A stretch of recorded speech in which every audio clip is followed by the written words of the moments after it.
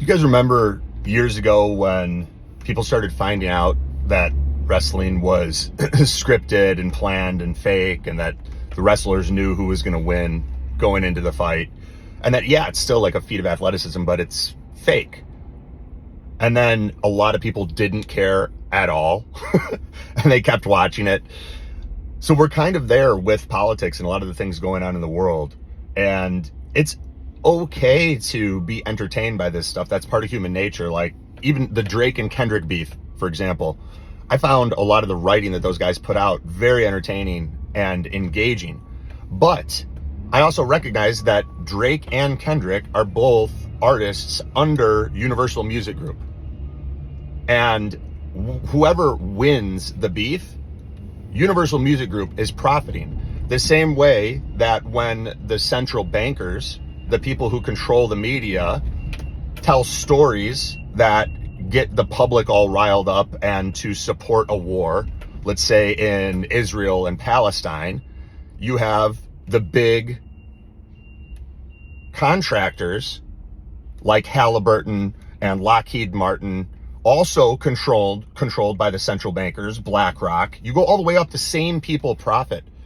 So it's okay if you want to be entertained by things like the Kendrick Lamar and the Drake beef, and you enjoy the music and the artistry that comes from it.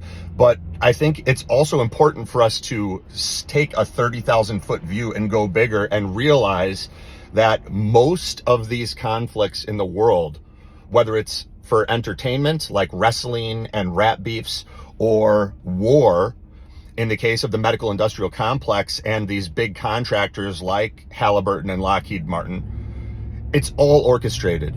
And these aren't, guys, like you look at 7-Eleven and what happened there. That wasn't dudes with box cutters that planned shit from a cave. Like, think about it. You know, we're better than that. And I think that's part of the next evolution of humanity, is being able to see reality and being able to observe these things and be a little bit less emotionally attached, and also be able to follow the money up enough and not get caught up in like, oh no, Drake's a pedophile and you know, he's controlled by Lucian Grange, who's his rich baby daddy, because I saw a Kanye interview, and Kendrick is trying to do good. Like, they're both owned by the same music group that controls 75% of the Billboard Top 100 and has for decades.